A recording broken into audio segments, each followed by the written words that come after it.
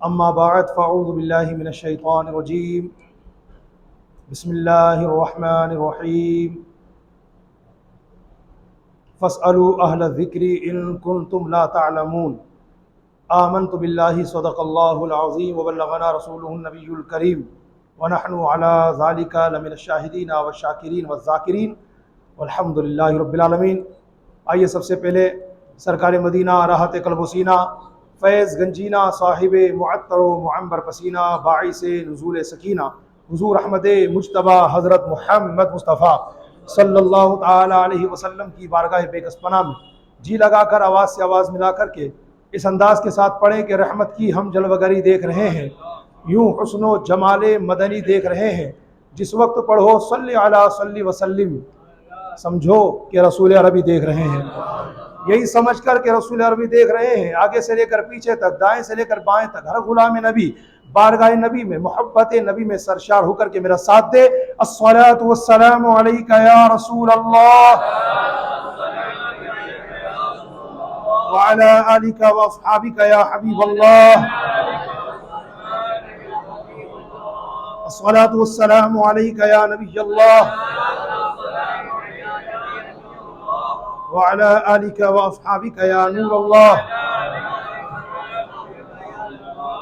सल्लल्लाहु ताला अलैहि वसल्लम। नवैतु सुन्नतल इतिकाफ। हम्द व सलात के बाद सबसे पहले या अल्लाह तेरा करोड़ एहसान और शुक्रिया कि हमारा भारत चांद पर पहुंच गया। चंद्रयान 3 विक्रम लैंडर के सहारे से, मगर में कुर्बान अपने नबी पर जिन्होंने इसी चांद को 2 टुकड़े कर दिया था सिर्फ उंगली के इशारे से। मैं सबसे पहले अपने मुल्क भारत और तमाम भारतवासियों को इसी बात की मुबारकबाद पेश करना चाहूँगा। अगरचे चांद पर पहुँचने वाले देशों में हमारे देश भारत का चौथे नंबर पे नाम आता है। इससे पहले अमेरिका ने, रूस ने, चीन ने चांद पर पहुँच हासिल की है, मगर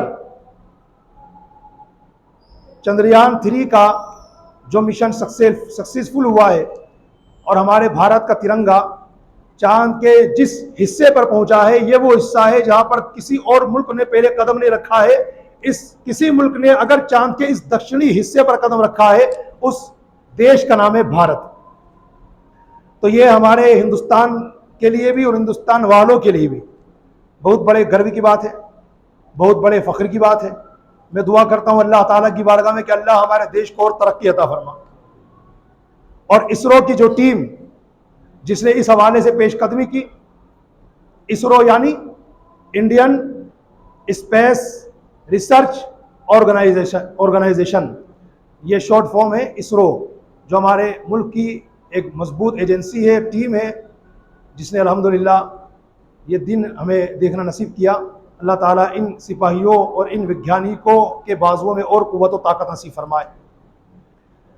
अगरचे हमारे इस हिंदुस्तान में बसने वालों में जहाँ पर पढ़े लिखे लोगों भी की तादाद है माशाअल्लाह, वहीं पर कुछ जाहिल किस्म के लोग भी रहते हैं जिनको ये मामला चूँकि समझ नहीं आया। बल्कि हमारे ही मुसलमानों में जब ये खुशखबरियाँ व्हाट्सएप पे, ट्विटर पे, फेसबुक पे, इंस्टाग्राम पे चलने लगी कि मुबारक हो, बधाई, हार्दिक शुभकामनाएं हिंदुस्तान को, हिंदुस्तान वासियों को, कि जो है चंद्रयान 3 के ज़रिए हमारा मुल्क भारत आसमान चांद पर पहुंच गया। तो हमारे ही लोगों में कुछ लोग बात करने लगे, तो हो सकता है क्या? अगर चंद्रयान फर्स्ट भी हुआ है, चंद्रयान सेकंड भी हुआ है और चंद्रयान 3 था, तो ये सक्सेसफुल हुआ। दूसरा कामयाब नहीं हो पाया था किसी वजह से, मगर अल्लाह ताला ने इसे कामयाबी अता फरमाई। तो हमारे मुसलमानों में जो इतना इल्म नहीं रखते, तो पता है क्या कह रहे हैं वो, यार ये तो हो सकता है क्या, अरे खाली बकवास है यार, ये तो नहीं, ऐसा हो ही नहीं सकता, अपने इस्लाम में ऐसा है ही नहीं। कई बार इससे पहले भी समझा चुका हूं कि जब किसी चीज़ की मालूमात ना होना 100% ज़बान पर ताला लगा के रखा जाए, वरना दूसरी कौम के लोग हमारी कौम का मजाक उड़ाते हैं। और इस तरह की बातें करने वाले न जाने क्यों अपने आप को पढ़ा लिखा समझते हैं। मेरे भाइयों, कुरान पाक के 30वें पारे की सूरतुल इंशिकाक है। तौफीक मिले तो कुरान शरीफ जरूर खोलिए और सूरतुल इंशिकाक जरूर निकालिए। उसकी एक आयत मुबारक है, लतरकबुन्ना तबकन अन तबक। इस आयत के जरिए हमारे बुजुर्गान दीन ने, मुफस्सिरीन किराम ने यह साबित किया है कि चांद पर जाना मुमकिन है। जी हाँ, पॉसिबल है। और अब तक जो कारकर्दगी रिपोर्ट साइंस पेश कर रही है उसके अकॉर्डिंग 12 इंसान, 12 आदमी, 12 लोग चांद पर पहुंच चुके हैं। उसमें माशाल्लाह हमारे भारत का नाम भी। तो हमें फख्र होना चाहिए, बजाय इसके कि हम इधर उधर की बातें करें, कुछ कमजोर बात करें। चाहिए कि हम इल्म हासिल करें, एजुकेशन पे तवज्जो दें, और एजुकेशन पे तवज्जो देने के बाद फिर हम कुछ बोलना सीखें कि हमें क्या बोलना है और क्या नहीं बोलना।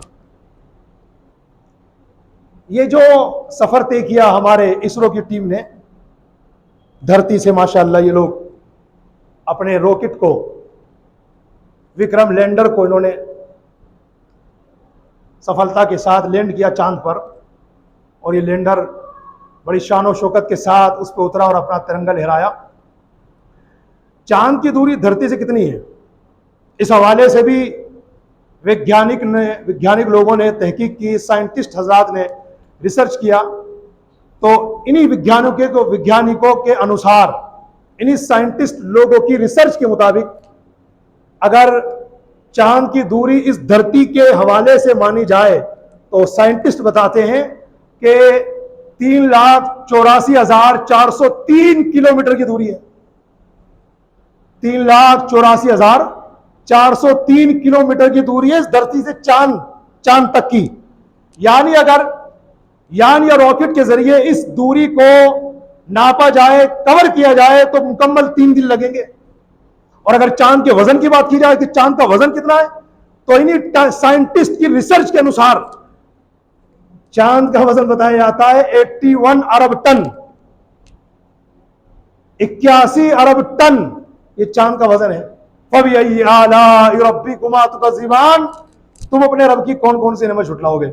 और याद रखिएगा मेरे भाइयों, एक बात बहुत जरूरी है, यह साइंस, कुछ हमारे स्टूडेंट हैं साइंस के बड़े मद्दाह हैं, उस पर जान छिड़कते हैं। हालांकि मैं बता दूं कि साइंस ही है, विज्ञान ही है। इसमें कंफर्मेशन कुछ नहीं होता, इसमें हमेशा ऑप्शंस होते हैं, ऑप्शंस। भाई साहब, ये भी हो सकता है और ये भी हो सकता है। उदाहरण सहित समझाऊं, आपने किताबों में भी पढ़ा होगा, अपने बड़े बुजुर्गों से भी सुना होगा कि साइंस दानों का यह कहना है सूरज और चांद अपनी जगह पे ठहरे हुए हैं और धरती घूम रही है। सुना है कि नहीं? बहुत सुना होगा। लेकिन कुरान ने क्या कहा? वकुल्लुन फी फलकी यस्बहून। कुरान शरीफ की आयत है कि फलक में जो है वो घूम रहे हैं। चांद घूम रहा है, सूरज घूम रहा है, लेकिन जमीन नहीं घूम रही। जमीन साकिन है। यह हमारे इस्लाम का नजरिया है, जिस पर सैयदी मुर्शिदी आला हजरत इमाम अहमद रजा खान ताजदार बरेली रहमतुल्लाहि ताला अलैह ने पूरी किताब लिखी, दलाइल के अंबार लगाए, अकली दलीलें भी दी, कुरान और हदीस से भी दलीलें दी। और साइंसदानों का ऐसे मुंह बंद किया कि कल तक के साइंसदान ये कहते थे कि पृथ्वी घूमती है, जमीन घूमती है और सूरज और चांद साकिने ठहरे हुए हैं। और आला हजरत ने जब तहकीकात के अंबार लगाए, आज के साइंटिस्ट का क्या नजरिया, अगर आपने अभी करंट इशू पढ़ा हो, इनका करंट तहकीक और रिसर्च पढ़ा हो, तो आज के साइंसदानों ने उस नजरिए से इनराफ किया। और अब ये भी वही बोली बोल रहे हैं जो कुलार बोली बोलता है। जी हाँ, साइंटिस्ट, आज के साइंटिस्ट का ये कहना है कि जमीन साकिन है, जमीन नहीं घूम रही। वकुल्लुन फी फलकी यस्बहून। आसमानों में जो है ना, ये घूमते हैं। क्या? सूरज घूमता है, चांद घूमता है। अब इस पर भी साइंसदानों ने तहकीक की कि ये जो चांद घूमता है, उधर से निकला उधर गया, अगर इसने पूरी धरती का एक चक्कर लगाया तो इसे एक चक्कर लगाने में समय कितना लगता है? साइंसदानों ने इस पर भी तहकीक की, इस पर भी रिसर्च किया कि अगर चांद उस तरफ से लेकर इस तरफ तक पूरे एरिया को कवर करता है और पूरी धरती एक बार घूम लेता है, कितना समय लगता है? तो साइंटिस्ट हजरात की तहकीक बताती है 27.2, यानी कि लगभग महीना भर इसको लगता है धरती का एक चक्कर लगाने में। ये तो चांद की बात चल रही है। हम जब बचपन में थे ना तो सलाम करते थे, अस्सलाम चांद मामू अस्सलाम वालेकुम, याद होगा। वो पहले का जमाना था माशाअल्लाह, बड़ा ही मोहब्बत वाला जमाना है ना। किसी बड़े बुजुर्ग की बात मुझे याद आई, वो कहते थे पहले जब कच्चे घर होते थे, कच्चे घर थे, दिल पक्के थे।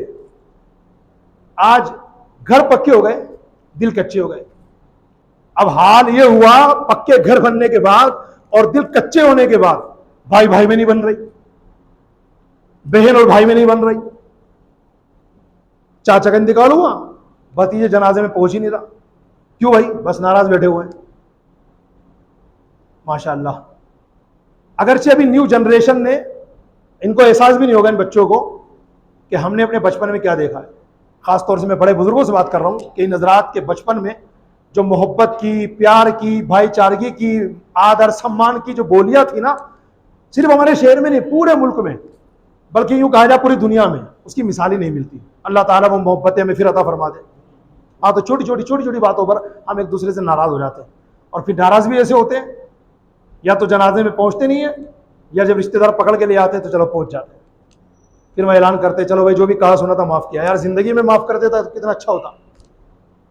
अल्लाह वो दिन फिर दिखाए, वरना बड़े बुजुर्गों को तो यही कहना है कि, और हकीकत भी यही है कि जो दिन चले गए वापस पलट के नहीं आते।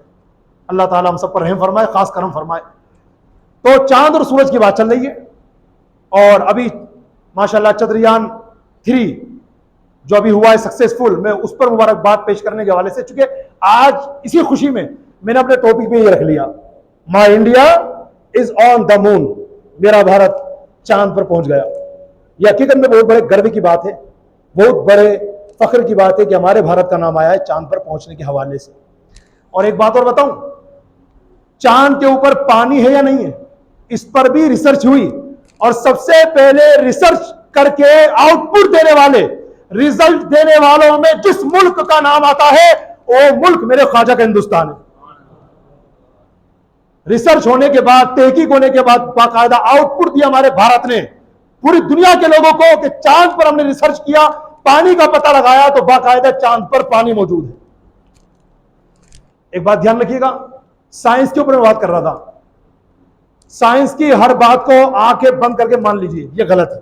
प्लीज इस पर मेरा हर स्टूडेंट भी तवज्जो दे। जैसे अभी मैंने बताया, कुरान पाक तो ये कहता है आसमान में जो है वकुल्लुन फी फलकी यस्बहून, वो तैर रहे हैं, वो हरकत कर रहे हैं, वो घूम रहे हैं, लेकिन जमीन साकिन है। लेकिन अगर आपने साइंस के उस नजरिए को पढ़ा और उसको एक्सेप्ट किया कि जमीन घूमती है, तो पता है क्या होगा? आपने कुरान मुकद्दस की आयत का इनकार कर दिया। और अब मैं अगर चुप भी हो जाऊं तो आपका दिल बोलेगा कि कुरान करीम की किसी एक आयत का इनकार करना भी आदमी को काफिर बना देता है। तो इसलिए साइंस की कोई भी बात सुनी मान ली, नहीं, आंखें बंद मत कीजिए। पहले अब उलमा से उस हवाले से राय लीजिए कि उलमा क्या फरमाते हैं कुरान हदीस में, इसके हवाले से क्या आया है, ये बात कुरान हदीस के मुताबिक है या उससे टकरा रही है। अगर टकरा रही है तो हम उसको रिजेक्ट कर देंगे, और अगर कुरान हदीस के मुताबिक है हम उसे अपने सर का ताज बनाएंगे। इन्हीं वैज्ञानिकों के अनुसार, यह तो चांद की बात थी, अब सूरज मियां को ले लो, चांद मामू के बाद सूरज मियां का नंबर। ये चांद से सूरज की दूरी अब नापी जाए, अल्लाह, कभी कभी तो दिमाग काम नहीं करता यार, कभी कभी दिमाग काम नहीं करता। तो बताया जाए, साइंटिस्ट हजरात ने बताया है रिसर्च करके कि इस चांद से सूरज की दूरी पता है कितनी है? 150 मिलियन किलोमीटर, वो इतने दूर है। अच्छा, फिर यह बताया कि अभी जो दिन निकल रहा है ना, अभी भी चांद है मगर नजर नहीं आ रहा। क्यों? क्योंकि सूरज निकला हुआ है। तो सूरज अपने सामने चांद को अपनी ताकत दिखाने की इजाजत ही नहीं देता, लेकिन जब वो डूब जाता है तो चांद हमारे सामने नजर आ जाता है। जब ये खबर हमारे पास आई और आशिकान रसूल ने इस खबर को सुना कि माशाअल्लाह भारत ने चांद के ऊपर अपना तिरंगा लहराया, तो आशिकान रसूल के दिल में अल्हम्दुलिल्लाह एक बात बहुत जल्दी से आ गई। इसलिए कि जब वो चांद का जिक्र करते हैं या आसमान का जिक्र करते हैं तो उन्हें मेराज और मेराज के दूल्हा की याद आ जाती है। हजरत हलीमा सादिया रज़ी अल्लाह ताला अन्हा फरमाती यही वो चांद था कि जब आमिना के चांद रहमत आलमियान सल्लल्लाहु ताला अलैहि वसल्लम के गहवारे में होते और मैं झूला झुला रही होती तो मैं खुद अपने आंख से देखती कि मोहम्मद अरबी सल्लल्लाहु अलैहि वसल्लम झूले में होते हुए अपनी उंगलियां चांद की तरफ करते रहते, जहां जहां मेरे आका की उंगलियां जाती चांद वहां झुकता चला जाता। आला हजरत ने इसी का नक्शा खींचा है ना अपने शेर में, चांद झुक जाता जिधर उंगली उठाते महद में, महद माने झूला, चांद झुक जाता जिधर उंगली उठाते महद में, क्या ही चलता था इशारों पर खिलौना नूर का। तुम्हारे आका की शान, सुभान अल्लाह। तो जनाब ये थी कुछ बातें शुरू की जो मैंने आपके सामने अर्ज की।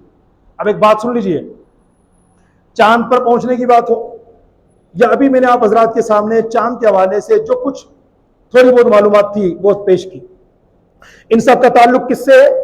इन सब का ताल्लुक एजुकेशन से।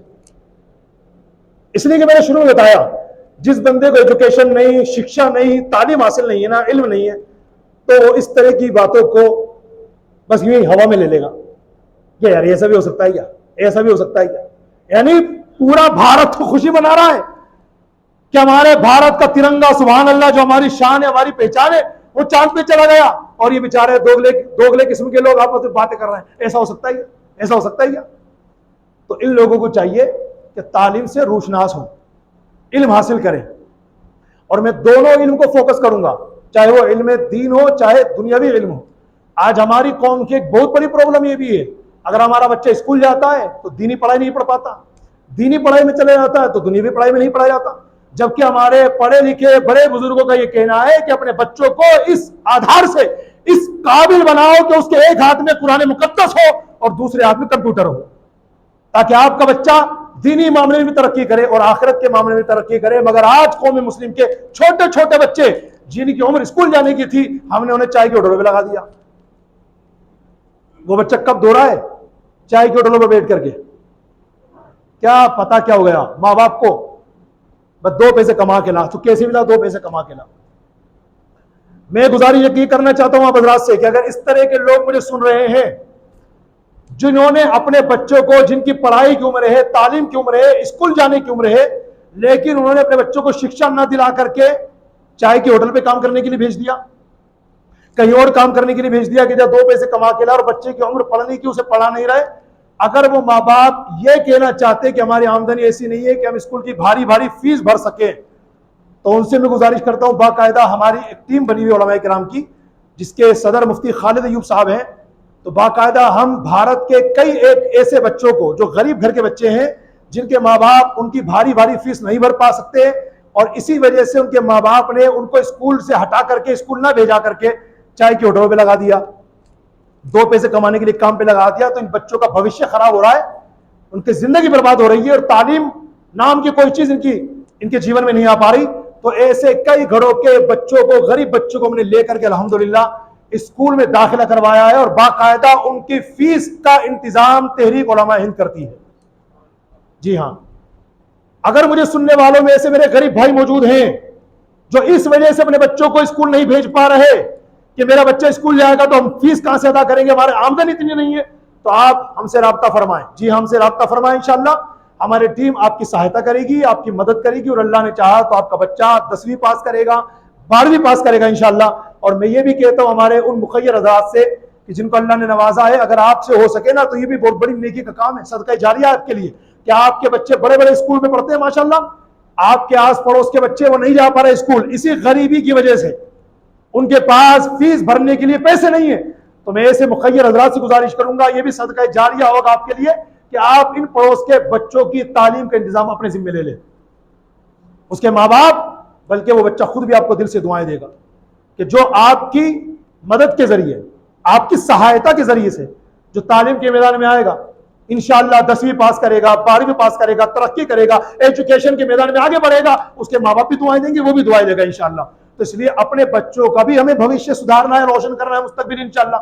और साथ साथ जिनको अल्लाह ने नवाजा है, हालांकि ये कमर कोई नहीं कर सकता कि चलो अपने बच्चों के साथ साथ मैं दूसरे बच्चों के भी भविष्य को लेकर के चलूं, हर बंदे की आमदनी इतनी नहीं होती, लेकिन जिनको अल्लाह तबारक व तआला ने नवाजा है, मैं उनसे ही खास गुजारिश कर रहा हूं कि भले आप 1-2 बच्चे की जिम्मेदारी ले लें, मगर ले जरूर इंशाअल्लाह। स्कूल भी पढ़ाएं और मदरसा भी पढ़ाएं। याद रखिएगा, स्कूल पढ़ा दिया आपने, और मदरसा नहीं पढ़ाया, तो इस बच्चे को बताएगा कौन हलाल क्या है, हराम क्या है, जायज क्या है, नाजायज क्या है? अभी कमाएगा लाखों में कमाएगा, मगर ये आमदनी हराम की कि हलाल की, इसे बताएगा कौन? ये तो यही सोचेगा जैसे आज हम सोच रहे हैं। अभी ऐलान कर दे लाखों के मजमे में, हाँ भाई किस किस की हलाल की कमाई है, हलाल की 100% हलाल की कमाई किस किस की? 1 लाख लोगों में किसी का हाथ नीचे नहीं रहेगा, सबका हाथ ऊपर ही रहेगा। भले जो सूदी कर्जों पे अपना कारोबार चला रहा है वो भी हाथ ही खड़ा करेगा। माफी चाह के बात कहनी पड़ रही मुझे। बदकिस्मती से हमारे मुआशरे में सूदी रकम इतनी तेजी के साथ बढ़ती चली जा रही है, अल्लाह माफ करे। कभी इसमें बयान करूंगा इंशाअल्लाह कि इंटरेस्ट और ये जो सूदी कारोबार कितना भयानक है, पूरी जिंदगी और आखिरत को तबाह करने वाला है। एक हदीस पाक बात है, ये तो सुना रहा हूं, मेरे आका अलैहिस्सलाम के फरमान आलिशान का मफहूम है कि सूद 70 गुनाहों का मजमुआ है। कितने? 70 गुनाहों का मजमुआ है सूद। इनमें सबसे हल्का गुनाह यह है कि कोई शख्स अपनी मां के साथ बदकारी करे, सबसे हल्का गुनाह। इन 70 गुनाहों में सबसे हल्का गुनाह यह है कि एक शख्स अपनी मां के साथ बदकारी करे। हल्का गुनाह यह है, माज़अल्लाह, तो फिर भारी भारी गुनाह कौन कौन से होंगे इसके अंदर? इसलिए अपने और अपने बाल बच्चों के फ्यूचर को भी देखिए। आखिरत तबाह हो रही है इस हराम कमाई के जरिए से। और हमेशा एक बात और याद रख लीजिए, कयामत में हिसाब होगा ना, होगा हिसाब, पक्का है हिसाब होगा। और वहां रिश्वत नहीं चल सकती, वहां धोखा नहीं दिया जा सकता, वहां पर किसी चीज को छुपाया नहीं जा सकता। क्यों? इसलिए कि फैसला करने वाला हकमुल हाकिमीन होगा, जो दिलों के हालात जानता है। हम कुछ सोचते नहीं, उससे पहले वो जान लेता है कि मेरा बंदा क्या सोचने वाला है। हम बोलते नहीं, उसको मालूम होता है कि मेरा बंदा क्या बोलने वाला है। सब मेरा रब जानता है। तुम्हारा न रिश्वत चलेगी, न धोखाबाजी चलेगी, न किसी चीज को छुपाया जा सकता है। और वहां जब हिसाब होगा ना, हलाल का होगा, इस बात को याद रख लेना। वहां पर जो हिसाब होगा ओनली हलाल का होगा, हराम का हिसाब नहीं होगा। आप कहेंगे कैसे? जी हाँ, हलाल का हिसाब होगा, हराम जिसने किया होगा उसे तो डायरेक्ट जहन्नम में भेजा जाएगा, उसका हिसाब नहीं होगा, अजाब होगा। वहां हलाल पर हिसाब है, हलाल पर हिसाब है, हराम पर अजाब है। ये हम जो सोचते हैं ना कि कयामत में हिसाब होगा, हलाल चीजों का है, सिर्फ हलाल चीजों का। हजरत सुलेमान अलैहिस्सलाम की बात बताऊं मैं आपको। हजरत अब्दुल्लाह इब्न अब्बास रज़ियल्लाहु ताला अन्हु, जो इस उम्मत के बहुत बड़े आलिम दीन हैं और बहुत बड़े मुफस्सिर कुरान हैं, और हमारे करीम आका सल्लल्लाहु अलैहि वसल्लम के चचा के बेटे हजरत अब्दुल्लाह इब्न अब्बास रज़ियल्लाहु ताला अन्हु, वो फरमाते हैं अल्लाह ताला ने हजरत सुलेमान अलैहिस्सलाम के सामने 3 चीज रखी। नंबर 1 माल और दौलत, नंबर 2 बादशाहत, नंबर 3 इल्म। और अल्लाह ने फरमाया सुलेमान इन 3 चीजों में से किसी एक चीज को एक्सेप्ट कर लो, किसी एक चीज का जो है तुम सिलेक्शन कर लो। ये 3 चीजें तुम्हारे सामने रखी है ये सुलेमान, माल और दौलत है, बादशाहत है और इल्म है। तुम इन 3 चीजों में से जो इख्तियार करना चाहो कर लो। फरमाते हैं हजरत सुलेमान अलैहिस्सलाम ने इल्म को इख्तियार किया, एजुकेशन को, शिक्षा को, इल्म को इख्तियार किया। करम क्या हुआ अल्लाह का, जब आपने इल्म को इख्तियार किया तो इल्म की बरकत से अल्लाह ने आपको माल और दौलत भी अता फरमाई, बादशाहत भी अता फरमा दी। पूरी दुनिया पे हुकूमत करके गए जनाब सुलेमान अलैहिस्सलाम। और माल कितना था? इतना माल था, इतना माल था कि आप, अच्छा ये सुलेमान अलैहिस्सलाम का माल था, कैसा था? हलाल था ना, कसम खुदा की। ऐसा हलाल था, ऐसा पाकीज़ा था कि उसका एक आध जर्रा हमारी आमदनी में मिल जाए हम जन्नती हो जाए, ऐसा हलाल। मगर जानते आप 1,24,000 या 2,24,000 अंबिया किराम अलैहिमुस्सलातु वस्सलाम में सबसे आखिर में जन्नत में जाने वाले हजरत सुलेमान अलैहिस्सलाम। क्यों? क्योंकि माल और दौलत बहुत ज्यादा था। अल्लाह की बारगाह में हिसाब देंगे पहले। कौन? अल्लाह के नबी सुलेमान अलैहिस्सलाम। तो हिसाब देते देते इतना वक्त गुजर जाएगा कि तमाम नबी जन्नत में पहुंच जाएंगे और सबसे आखिर में, नबियों में सबसे आखिर में हजरत सुलेमान अलैहिस्सलाम जन्नत में जाएंगे। सहाबाए किराम में हजरत अब्दुर्रहमान बिन औफ रज़ियल्लाहु ताला अन्हु सबसे मालदार सहाबी हैं, अशरे मुबश्शरा में इनका नाम आता है। वो टॉप 10 सहाबाए किराम जिनको नबी करीम सल्लल्लाहु ताला अलैहि वसल्लम ने एक मजलिस में फरमाया, अबू बकर तुम जन्नती, उमर तुम जन्नती, उस्मान तुम जन्नती, अली तुम जन्नती, साद बिन अबी वक्कास तुम जन्नती, जुबैर बिन अवाम तुम जन्नती, सईद बिन ज़ैद तुम जन्नती, तलहा बिन उबैदुल्लाह तुम जन्नती। उन्हीं में आपने फरमाया था अब्दुर्रहमान बिन औफ तुम भी जन्नती। तो अब्दुर्रहमान बिन औफ उन 10 सहाबाए किराम में से है जिनको मेरे करीम आका अलैहि सलाम ने सहाबाए किराम के सामने जन्नत की खुशखबरी अता फरमाई। सबसे मालदार सहाबी है। अमीर अहले सुन्नत अपनी किताब नेकी की दावत में रिवायत नकल फरमाते हैं कि जब सारे सहाबा जन्नत में चले जाएंगे, सबसे आखिर में हजरत अब्दुल रहमान बिन औफ घुटनों के बल चलते हुए जन्नत में जाएंगे। क्या सोच रहा हो भाई साहब? बड़े बड़े बंगले बना लिए, बड़ी बड़ी कोठियां खड़ी कर ली। करो करो, तरक्की करो, बहुत अच्छी बात है, मेरी दुआ आपके साथ है। अल्लाह और तरक्की अता फरमाए, जायज तरीके से कमाइए और खूब तरक्की कीजिए। एक फ्लैट जयपुर में बनाइए, एक फ्लैट मुंबई बनाइए, 4-5 फ्लैट अपने इंडिया में खड़े कीजिए और आउट ऑफ इंडिया भी खड़े कीजिए। ना तो इस्लाम मना करता है, ना दीन मना करता है, ना मैं मना कर सकता हूं, ना हमारी शरीयत मना करती है, कोई मना नहीं करता। हलाल तरीके से कमाइए, कोई मना नहीं करेगा। मगर याद रखिएगा, जितना माल जिसके पास हो, कयामत में इतना ही वबाल उसके सर आएगा, क्योंकि उतना ही देना पड़ेगा उसे।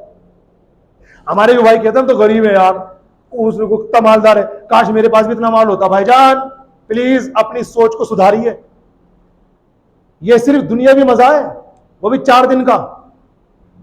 और क्या कभी आपने देखा है कि किसी करोड़पति, अरबपति, खरबपति का इंतकाल हुआ तो उसकी कब्र सोने की बनाई गई?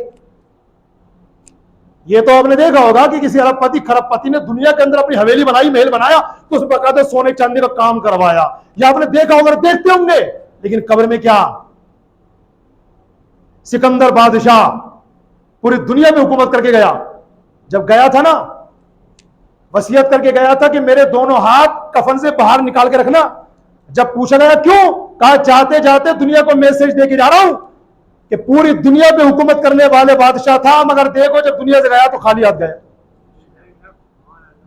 न कफन में जेब है कि उसमें कुछ लेके निकल जाऊं, न कब्र में कोई अलमारी है, न तिजोरी है कि उसके अंदर सेव कर लूंगा, ऐसा कुछ भी नहीं।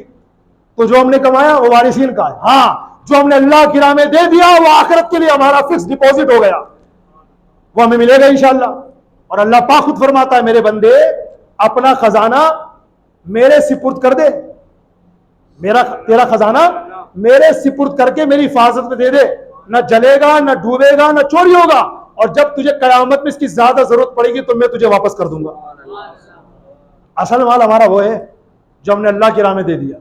जो यार रह गया, हमारे जाने के बाद बच्चे लड़ेंगे, अब्बा की वो प्रॉपर्टी मेरी है, वो तेरी है ना, इस तरीके से। अल्लाह ताला हमारे घर बार की भी हिफाजत फरमाए, मोहब्बतें भी सलामत रखे। तो ये जो इसरो की टीम ने चांद पर माशाअल्लाह अपना विक्रम लैंडर भेजा और तिरंगा चांद पर लहराया, भारतवासियों बहुत बड़े गर्व की बात, बहुत बड़े फख्र की बात। मगर इन लोगों ने इतना बड़ा प्लान सक्सेसफुल किया कैसे? पीछे आप आइए, बैकग्राउंड क्या है तो आपको मिलेगी एजुकेशन, तालीम की बुनियाद पर। चूंकि इन्होंने इल्म हासिल किया, एजुकेशन हासिल किया, शिक्षा हासिल की, पढ़ाई की, तो इनको ये रुतबा मिला। याद रखना, जो पढ़ाई नहीं करता वो हमेशा पीछे रहता है। और ये दौर और आने वाला दौर जो आ रहा है ना, ये तालीम का दौर है। ख्वाब दिखाए भी गए और कुछ सच्चे भी हो रहे हैं। और आइंदा कुछ टाइम के बाद अब नौकरी उन्हीं को मिलेंगी जो तालीम याफ्ता होंगे, कामकाज उन्हीं को दिया जाएगा जो तालीम याफ्ता होंगे। लिहाजा अभी वक्त है, इस वक्त को गनीमत जानिए और अपने बच्चों के हाथ में कुरान दीजिए, कंप्यूटर दीजिए और इनको पढ़ाइए। दुनियावी पढ़ाई की वजह से दीनी पढ़ाई का नुकसान ना हो और दीनी पढ़ाई की वजह से दुनियावी पढ़ाई का नुकसान ना हो। आज दावत इस्लामी ने एक छत के नीचे इन दोनों पढ़ाइयों का, इन दोनों तालीम का संगम क्यों रखा? इसी वजह से, ताकि जब हमारा बच्चा यहां से पढ़ करके निकले तो इसके एक हाथ में कुरान मुकद्दस हो, दूसरे हाथ में कंप्यूटर हो। ये इसी आधार पे, क्योंकि अब दुनिया के अंदर सिर्फ तालीम का निजाम है पूरी दुनिया में, और आने वाला वक्त इससे भी खतरनाक है। जब बेपढ़ा होगा उसे कोई नौकरी नहीं देगा, थक हार के या तो मस्जिद के बाहर बैठेगा, अल्लाह के नाम पे दे दो भाई साहब, या फोन पे फोन करके कर्जे मांगेगा, अल्लाह के नाम पे दे दो भाई साहब, कभी आएगा तो वापस कर दूंगा, मर जाऊं तो माफ कर देना। तो ये बातें वो हैं जो समझने की हैं। अगर हमने इन बातों को भी नहीं समझा तो याद रखिएगा, बाद में हाथ मलने की सिवा हमारे पास कोई चारा नहीं आएगा। एक आखिरी वाकया बताकर इंशाल्लाह बात खत्म करता हूं। एजुकेशन में बात चली है ना, एजुकेशन देखो इंसान को कहां से कहां पहुंचाता है। और मैं इस हवाले से दीन के इल्म को भी फोकस कर रहा हूं, दुनियावी इल्म को भी फोकस कर रहा हूं। नंबर 1 है दीन का इल्म, क्योंकि जब ये आपके पास होगा तो आपको पता चलेगा क्या जायज क्या नाजायज। वरना पता है क्या हो रहा है, बात वैसे बहुत दूर निकल जाएगी, लेकिन बात पे बात आ गई तो जरूर कहना पड़ेगा। बात पता है क्या, जब दीन के इल्म हासिल नहीं होगा ना, तो आपके बच्चे को स्कूल के सिलेबस में पढ़ाया जाएगा और पढ़ाया जा रहा है कि ईसा मसीह को सूली पे चढ़ा दिया गया, आपका बच्चा पढ़ भी रहा है, याद भी कर रहा है, होमवर्क भी कर रहा है और आप शाबाशी भी दे रहे हैं, उसका भी ईमान जा रहा है, आपका ईमान भी तशरीफ ले जा रहा है। क्यों? क्योंकि आप कुरान पाक का इनकार कर रहे हैं। और कुरान पाक में अल्लाह ने क्या फरमाया? अल्लाह पाक फरमाता है हमने ईसा अलैहिस्सलाम को जिंदा आसमान पे उठा लिया। और आपको स्कूल के सिलेबस में क्या पढ़ाया जा रहा है? ईसा को सूली पे चढ़ा दिया गया। ये ईसाइयों का अकीदा है। ईसा अलैहिस्सलाम मर गए माज़अल्लाह, इंतकाल कर गए माज़अल्लाह। और हमारा अकीदा क्या है? वैसे तो अल्लाह के हर नबी जिंदा है, मगर 4 नबी ऐसे हैं जिनकी बारगाह में अभी तक मौत ने हाजिरी नहीं दी। 2 आसमानों में है, 2 जमीन पर है। जो 2 जमीन पर है उनमें एक हजरत इलियास अलैहिस्सलाम और दूसरे हजरत खिज़र अलैहिस्सलाम। और जो 2 आसमानों में है, नंबर 1 हजरत इदरीस अलैहिस्सलाम, नंबर 2 हजरत ईसा अलैहिस्सलाम। तो हमारा इस्लाम तो ये कहता है, हमारे कुरान में तो ये लिखा हुआ। और आप किसकी पॉइंट इसके अंदर ये भी है मेरे भाइयों, बुरा लगे तो 2 रोटियां ज्यादा खाना। आज हम अपने बच्चे को जिन स्कूलों में भेज रहे हैं वो मुस्लिम स्कूल नहीं है, वो ईसाइयों के स्कूल है। क्यों भेज रहे हैं? सक्सेसफुल है। महीने की जो फीस जमा करानी वो 30,000, 35,000, 40,000 शौक से देंगे, लेकिन मेरा बेटा बड़ा बने। बड़ा तो बनेगा, ईमान इसके पास नहीं रहेगा, ये मुसलमान नहीं रहेगा। ध्यान रखिएगा इस बात का। ये सिर्फ एग्जाम्पल के तौर पे मैंने एक बात बताई है, इसके अलावा क्या कुछ नहीं। तो हम भी स्कूल से पढ़कर आए भाईजान। उस वक्त चूंकि ना समझते, नाबालिग थे, कुछ समझ तो आती नहीं थी क्या सही क्या गलत। उसके बाद तौबा करी, कलमा पढ़ा है माशाअल्लाह अल्लाह के करम से। तो इस तरह की बहुत सारी बातें जो इस्लाम से टकराती है, शरीयत जिन्हें इग्नोर करती है और उन्हें रिजेक्ट करती है, नाजायज, हराम या कुफ्र का फतवा तक लगाती है, आज हम उन बातों में इन्वॉल्व हैं। तो जो बातें जायज है वो पढ़िए, जो नाजायज है उनको रिजेक्ट कीजिए। लेकिन सिलेबस में इस तरह की बातें आ रही हैं, क्यों? क्योंकि सिलेबस देने वाले वो बेचारे भी जाहिल गंवार हैं, माफ करना। क्यों? दीन का इल्म हासिल नहीं, दुनिया तो बहुत पढ़ी। और आज हमारी कौम मुस्लिम के यही तो जो है प्रोपेगेंडा है, अंग्रेजी इतनी पढ़ी, अंग्रेज को भी पढ़ा दे, और दीन इतना भी नहीं पढ़ पाए कि बाप का जनाजा पढ़ा दे। इसलिए हमारी कौम दुनिया की सारी कौमों में सबसे पीछे, सबसे पीछे। समझाने वाले समझा रहे, फिर इनसे भी लोग नाराज हो जाते हैं। क्या करें? आपकी भलाई की बात, हमारी कौम तरक्की करे इसकी बात है, कौम को कुछ उरूज मिल जाए इसकी बात है। और जिसके अंदर हमारी कामयाबी पोशीदा, वही चीज हमारा काम है बताना आपको, स्वीकार करना, उस पर अमल करना, यह आपका काम है। प्लीज पढ़िए, बच्चों को पढ़ाइए, दीन पहले पढ़ाइए और सेकंड नंबर पे दुनिया को रखिए, ताकि बच्चा जब दीन पढ़ेगा तो उसे हलाल हराम, जायज नाजायज, सही गलत की तमीज होगी।